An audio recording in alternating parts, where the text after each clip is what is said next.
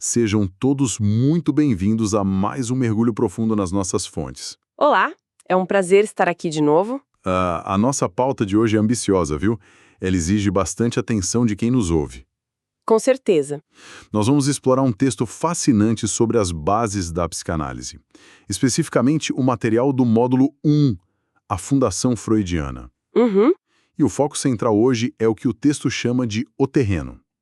A ideia dessa nossa discussão é entender aquelas fundações, as engrenagens ocultas e as regras bem estritas que regem uma sessão de análise. O que é fascinante aqui é que nós vamos sair totalmente dos clichês da cultura pop, sabe?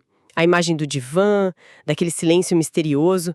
O nosso objetivo hoje é desmistificar esses conceitos clínicos e traduzir tudo de uma forma que qualquer pessoa interessada em comportamento humano consiga entender. Excelente! Mas com uma aula magna mesmo, bem envolvente, para a gente dissecar as engrenagens de uma sessão.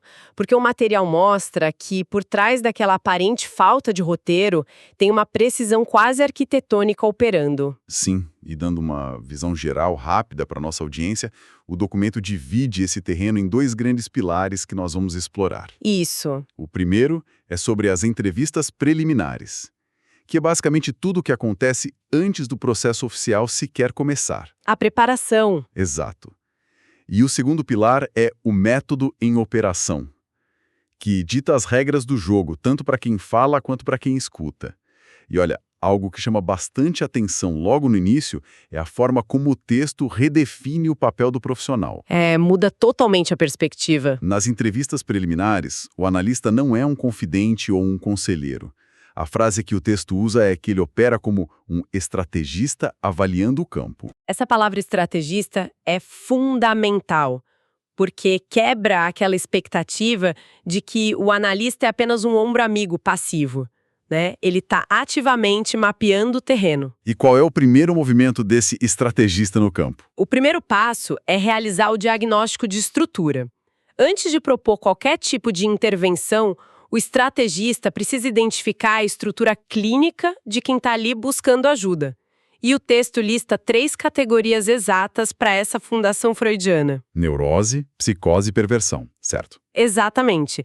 E prestando atenção num ponto didático aqui, isso não é para simplesmente rotular as pessoas com jargões médicos. É prático, mas como ele diferencia isso? É uma diferenciação baseada na forma como a mente lida com a realidade. Na neurose, que, digamos, engloba a esmagadora maioria das pessoas, o mecanismo central é o recalque. A repressão. Isso. Há um conflito interno constante. A pessoa reprime desejos que considera inaceitáveis e isso volta em forma de sintoma. Ansiedade, dúvida paralisante. Ou seja, um embate entre o que a pessoa quer e o que ela sente que deveria fazer. E na psicose? Na psicose, o mecanismo é distinto. Não é um recalque, é uma rejeição mais profunda com a própria realidade externa. O sujeito psicótico muitas vezes não tem a dúvida do neurótico, ele tem uma certeza inabalável. Uma certeza que o mundo ao redor não compartilha. Perfeito. E na terceira estrutura, a perversão, o mecanismo é o desmentido. A pessoa reconhece a regra social, mas ela desmente essa regra, criando roteiros muito rígidos para obter satisfação. Então, fazendo uma analogia para quem nos ouve, o estrategista precisa mapear isso, porque a ferramenta que constrói um prédio pode derrubar o outro. Exatamente. O terreno dita as ferramentas. O que funciona para questionar a dúvida de um neurótico pode ser perigoso na certeza de uma psicose. Faz todo sentido.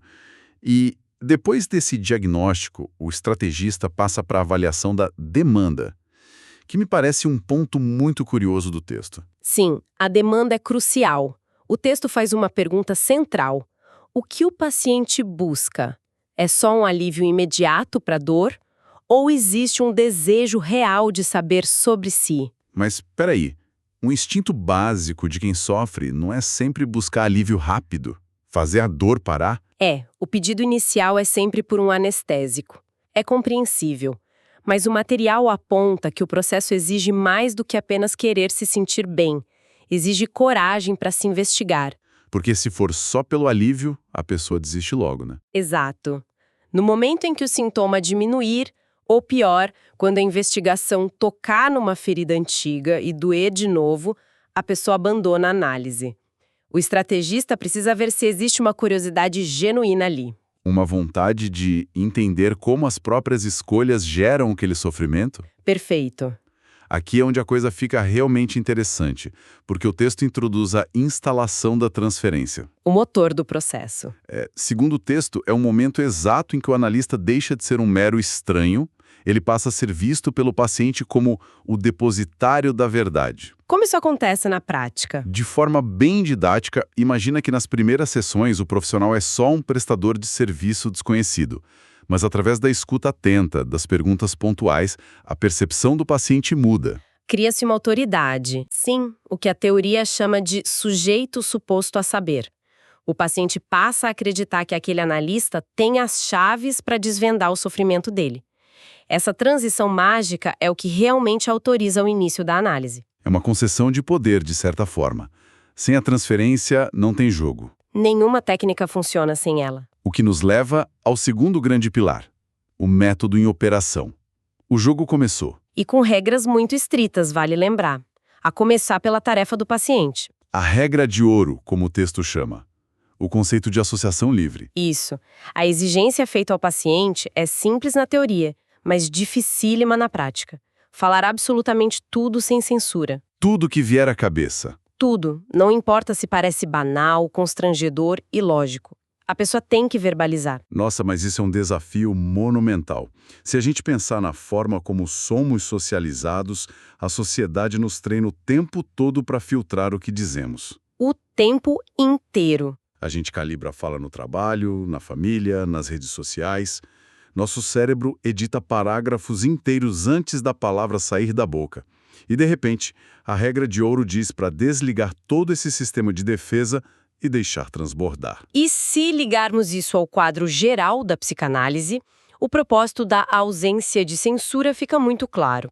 O objetivo de causar esse curto-circuito na edição mental é permitir que a lógica inconsciente emerja. A matéria-prima real. Isso.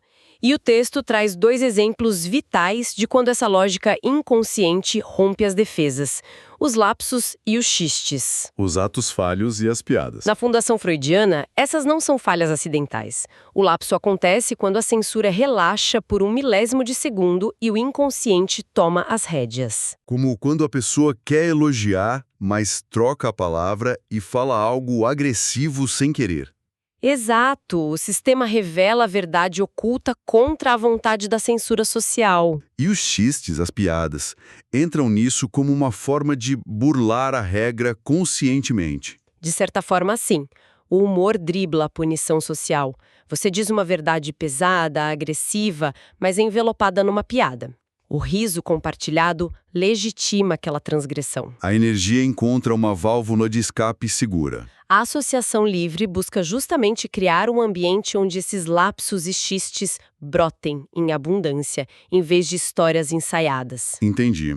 Mas enquanto o paciente fala sem parar, pulando de um assunto para o outro, o que o analista está fazendo? Como ele acompanha essa confusão aparente? Aí entra a tarefa do analista, que o texto chama de atenção flutuante. Que é ouvir em segundo plano. É uma técnica bem contraintuitiva. O analista não foca no enredo dramático da história. Ele não tenta memorizar quem estava certo na briga de família ou decorar os detalhes lógicos. Se ele fizer isso, ele é engolido pela versão editada do paciente. Exatamente. Ele foca nas falhas no discurso. Tem uma analogia muito didática que ajuda quem nos ouve a enxergar isso perfeitamente. É como ouvir um disco de vinil. Sim, adoro essa imagem. Imagina que o paciente está relatando a semana. A melodia da música, a letra, é história factual, é o enredo. Mas o analista, com atenção flutuante, não foca na melodia. Ele presta atenção nos arranhões do disco. Nas pausas, nos pulos da agulha. Nos ruídos que quebram a música perfeitinha, os tropeços na linguagem, a mudança de voz, é aí que ele foca. Os arranhões são justamente os lapsos, as hesitações. A fratura no discurso é onde a verdade vaza. Sensacional. E para conseguir ouvir esses arranhões, o analista tem que seguir a última regra, que talvez seja a mais chocante de todas: neutralidade e abstinência. O texto é categórico nesse ponto. O analista não dá conselhos, não aprova e não condena. Pensa como isso é difícil. Se alguém chora na sua frente, o instinto humano é oferecer uma solução ou consolar. Essa postura do analista parece fria. Isso levanta uma questão importante. Por que essa frieza aparente é necessária no método? Se usarmos a definição estrita da fonte, o analista precisa ser um espaço vazio para se tornar o suporte de projeção. O suporte onde o paciente projeta a sua história. Sim. Pensa numa tela de cinema. O analista é a tela em branco.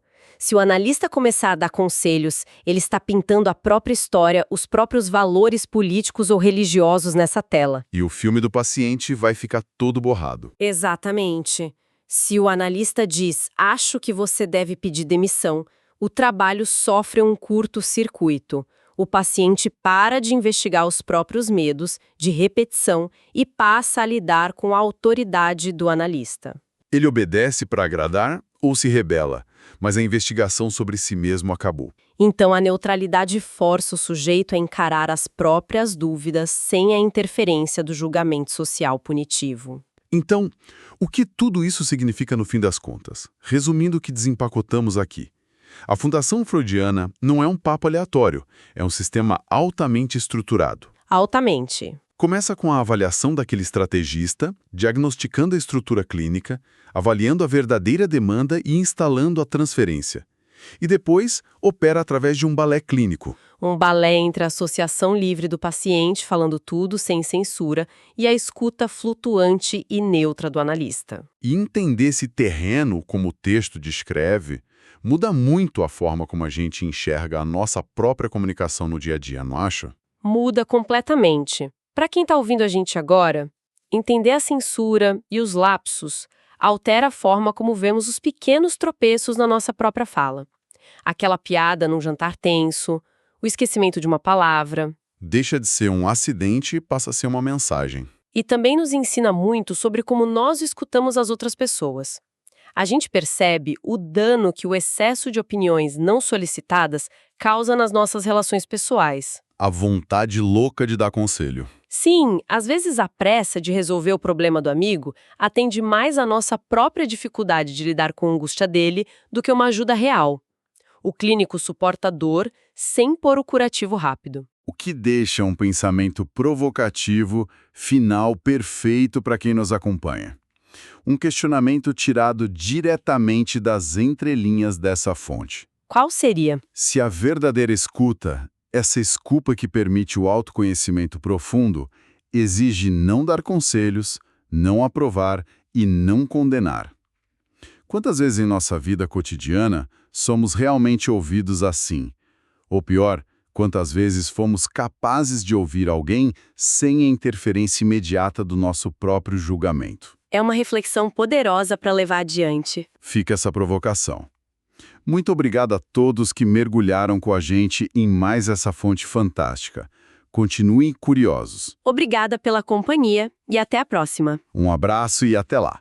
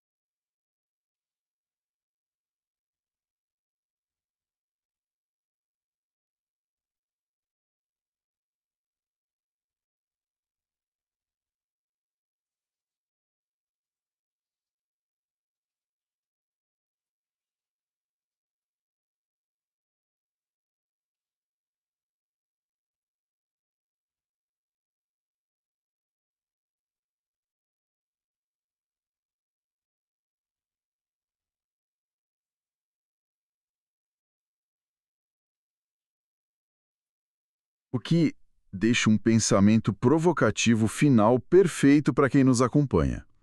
Um questionamento tirado diretamente das entrelinhas dessa fonte. Qual seria? Se a verdadeira escuta, essa escuta que permite o autoconhecimento profundo, exige não dar conselhos, não aprovar e não condenar. Quantas vezes em nossa vida cotidiana somos realmente ouvidos assim?